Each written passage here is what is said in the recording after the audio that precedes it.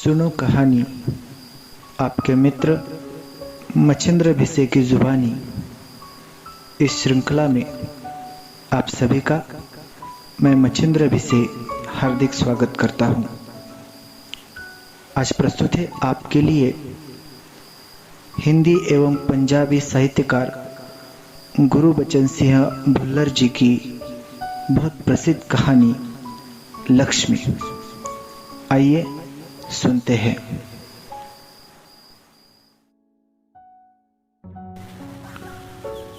उस दिन लड़के ने तैश में आकर लक्ष्मी की पीठ पर 4 डंडे बरसा दिए थे।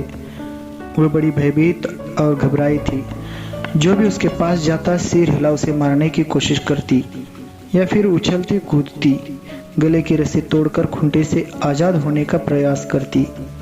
करामत अली इधर 2-4 दिनों से अस्वस्थ था, लेकिन जब उसने यह सुना कि रहमान ने गाय की पीठ पर डंडे बरसाए हैं तो उससे रहा नहीं गया। वह किसी प्रकार चारपाई से उठकर धीरे धीरे चलकर बथान में आया। आगे बढ़कर उसके माथे पर हाथ फेरा, पुचकारा और होले से उसकी पीठ पर हाथ फेरा। लक्ष्मी के शरीर में एक सिहरन दौड़ सी गई। ओह, कमबख्त ने कितनी बेदर्दी से पीटा है। उसकी बीबी रमजानी बोली, लो चोट की जगह यह रोगन लगा दो, बेचारी को आराम मिलेगा। करामत अली गुस्से में बोला, क्या अच्छा हो अगर इसी लाठी से तुम्हारे रहमान के दोनों हाथ तोड़ दिए जाएं? कहीं इस तरह पीटा जाता है? रमजानी बोली, लक्ष्मी ने आज भी दूध नहीं दिया तो उसकी सजा इसे लाठियों से दी गई। रहमान से गलती हो गई, इसे वह भी कबूलता है। रमजानी कुछ क्षण खड़ी रही, फिर वहां से हटती हुई बोली, देखो अपना ख्याल रखो, पैर इधर उधर गया तो कमर सिंकवाते रहोगे। करामत अली ने फिर प्यार से लक्ष्मी की पीठ सहलाई। मुंह ही मुंह में बड़बड़ाया, माफ कर लक्ष्मी, रहमान बड़ा मूर्ख है। उम्र के साथ तू भी बूढ़ा गई है। डेयरी फार्म के डॉक्टर ने तो पिछली बार ही कह दिया था यह तेरा आखिरी बरस है। लक्ष्मी शांत खड़े अपने जख्मों पर तेल लगवाती रही। वह करामत अली के मित्र ज्ञान सिंह की निशानी थी। ज्ञान सिंह और करामत अली एक दूसरे के पड़ोसी तो थे ही, वे कारखाने में भी एक ही विभाग में काम करते थे। प्रायः एक साथ ड्यूटी पर जाते और एक साथ ही घर लौटते। ज्ञान सिंह को मवेशी पालने का बहुत शौक था। प्रायः उसके घर के दरवाजे पर भैंस या गाय बंधी रहती। 3 बरस पहले उसने एक जर्सी गाय खरीदी थी। उसका नाम उसने लक्ष्मी रखा था। अधेड़ उम्र की लक्ष्मी इतना दूध दे देती थी कि उसे घर की जरूरत पूरी हो जाने के बाद बाकी दूध गली के कुछ घरों में चला जाता। दूध बेचना ज्ञान सिंह का धंधा नहीं था। केवल गाय को चारा और दर्रा आदि देने के लिए कुछ पैसे जुटा लेता था। नौकरी से अवकाश के बाद ज्ञान सिंह को कंपनी का वह मकान खाली करना था। समस्या थी तो लक्ष्मी की। वह लक्ष्मी को किसी भी हालत में बेच नहीं सकता था। उसे अपने साथ ले जाना भी संभव नहीं था। जब अवकाश में 10-15 दिन ही रह गए तो करामत अली से कहा, मियाँ, अगर लक्ष्मी को तुम्हें सौंप दूं तो क्या तुम उसे स्वीकार करोगे? मियाँ करामत अली ने कहा था, नेकी और पूछ भला इससे बड़ी खुशनसीबी मेरे लिए और क्या हो सकती है। करामत अली पिछले 1 वर्ष से उस गाय की सेवा करता चला आ रहा था। गाय की देखभाल में कोई कसर नहीं छोड़ रखी थी। करामत अली को लक्ष्मी की पीठ पर रोगन लगाने के बाद भी इत्मीनान नहीं हुआ। वह उसके सिर पर हाथ फेरता रहा।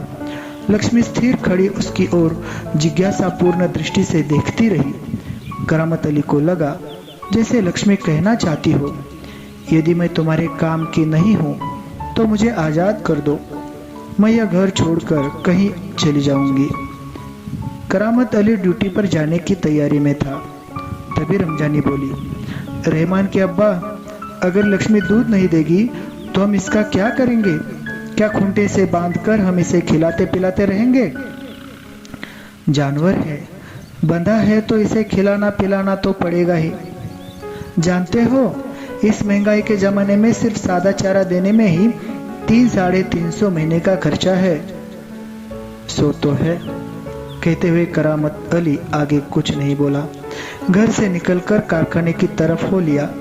रास्ते में वह रमजानी की बात पर विचार कर रहा था। लक्ष्मी अगर दूध नहीं देगी तो इसका क्या करेंगे? यह ख्याल तो उसके मन में आया ही नहीं था कि एक समय ऐसा भी आ सकता है कि गाय को घर के सामने खूंटे से बांधकर मुफ्त में खिलाना भी पड़ सकता है। उसके साथी नईम ने उसे कुछ परेशान देखा तो पूछा, करामत मियाँ, क्या बात है? बड़े परेशान नजर आते हो, खैरियत तो है? ऐसी कोई विशेष बात नहीं है। कुछ तो होगा। क्या बताओ? गाय ने दूध देना बंद कर दिया है, बूढ़ी हो गई है, बैठा कर खिलाना पड़ेगा। और इस जमाने में गाय भैंस पालने का खर्चा, इसमें परेशान होने की क्या जरूरत है? गाय बेच दो। करामत अली ने हौंका भरते हुए कहा, हाँ, परेशानी से छुटकारा पाया जा सकता है। बहुत आसान तरीका है, लक्ष्मी को बेच दिया जाए। वह नईम के पास से हटकर अपने काम में जुट गया। करामत अली रात का गया, सवेरे कारखाने से घर लौटा। रात की ड्यूटी से घर लौटने पर ही वह लक्ष्मी को धोता था। घर में घुसते ही उसने रमजानी से पूछा, क्या लक्ष्मी को अभी तक चारा नहीं दिया? रमजानी बोली, रहमान से कहा तो था, तुम दोनों की मर्जी होती तो गाय को अब तक चारा मिल चुका होता। अगर वह दूध नहीं दे रही है तो क्या उसे भूखा रखोगे? कहते हुए करामत कटा हुआ पुआल, खली और दर्रा आदि ले जाकर लक्ष्मी के लिए सानी तैयार करने लगा। लक्ष्मी उतावली से तैयार हो रही सानी में मुंह मारने लगी। गाय को सानी देखकर करामत अली उसकी पीठ देखने लगा। रोगन ने अच्छा काम किया था, दाग कुछ हल्के पड़ गए थे। 10-15 दिनों से यूं ही चल रहा था। एक दिन जब करामत अली ने पुआल लाने के लिए रमजानी से पैसे मांगे तो वह बोली, मैं कहाँ से पैसे दूं? पहले तो दूध की बिक्री के पैसे मेरे पास जमा रहते थे, उनमें से दे देती थी, अब कहाँ से दूं? लो, ये राशन के लिए कुछ रुपए रखे थे। कहते हुए रमजानी ने संदूकची में से 20 का एक नोट निकालकर उसे थमाते हुए कहा, इससे लक्ष्मी का राशन ले आओ। ठीक है, इससे लक्ष्मी के 2-4 दिन निकल जाएंगे। आखिर इस तरह कब तक चलेगा? रमजानी दुखी स्वर में बोली, तुम इसे खुला छोड़कर आजमा कर तो देखो। कहते हो तो ऐसा करके देख लेंगे। दूसरे दिन रहमान सवेरे 8-9 बजे के करीब लक्ष्मी को इलाके से बाहर, जहां नाला बहता है, जहां झाड़ झंकाड़ और कहीं धूप के कारण जमीन हरी नजर आती है, छोड़ आया ताकि वह घास इत्यादि खाकर अपना कुछ पेट भर ले। लेकिन माँ बेटे को यह देखकर आश्चर्य हुआ कि लक्ष्मी 1-1.5 घंटे बाद ही घर के सामने खड़ी थी। उसके गले में रस्सी थी। एक व्यक्ति उसी रस्सी को हाथ में थामे कह रहा था, यह गाय क्या आप लोगों की है? रमजानी ने कहा, हाँ, यह हमारी गाय का सब चारा खा गई है। इसे आप लोग बांध कर रखें, नहीं तो कांजी हाउस में पहुंचा देंगे। रमजानी चुप खड़ी आगंतुक की बातें सुनती रही। दोपहर बाद जब करामत अली ड्यूटी से लौटा और नहा धोकर कुछ नाश्ते के लिए बैठा तो रमजानी उससे बोली, मेरी मानो तो इसे बेच दो। फिर बेचने की बात करती हो, कौन खरीदेगा इस बुढ़िया को? रहमान कुछ कह तो रहा था, उसे कुछ लोग खरीद लेंगे। उसने किसी से कहा भी है, शाम को वह तुमसे मिलने भी आएगा। करामत अली सुनकर खामोश रह गया। उसे लग रहा था सब कुछ उसकी इच्छा के विरुद्ध जा रहा है, शायद जिस पर उसका कोई वश नहीं था। करामत अली यह अनुभव करते हुए कि लक्ष्मी की चिंता अब किसी को नहीं है, खामोश रहा, उठा और घर में जो सूखा चारा पड़ा था उसके सामने डाल दिया।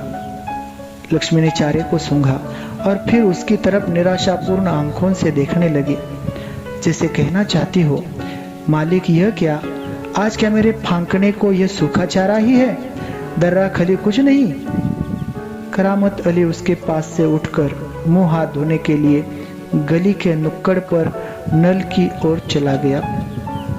7-8 बजे के करीब रहमान एक व्यक्ति को अपने साथ लाया। करामत अली उसे पहचानता था। इसके पहले कि उससे कुछ औपचारिक बातें हो, करामत अली ने पूछा, क्या तुम गाय खरीदने आए हो?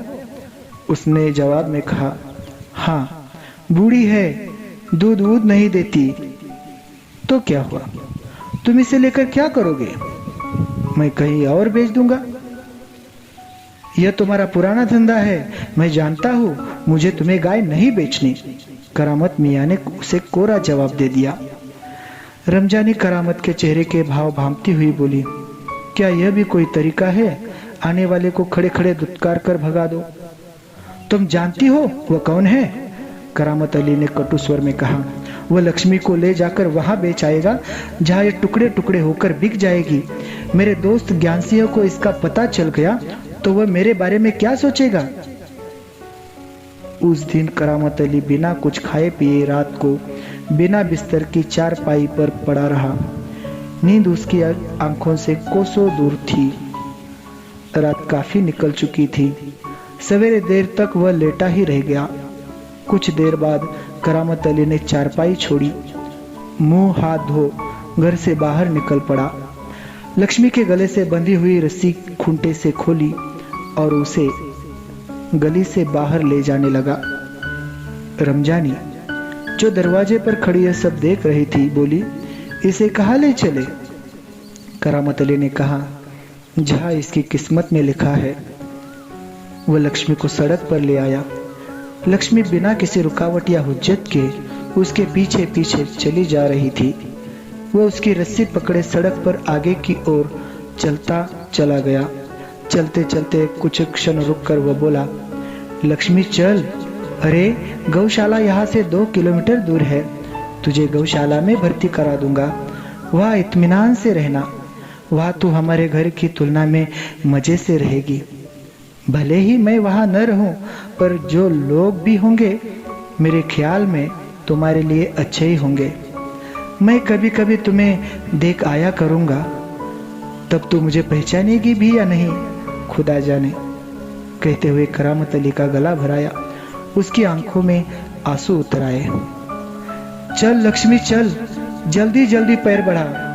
और वह खुद किसी थके मांदे बूढ़े बैल की तरह भारी कदमों से आगे बढ़ने लगा।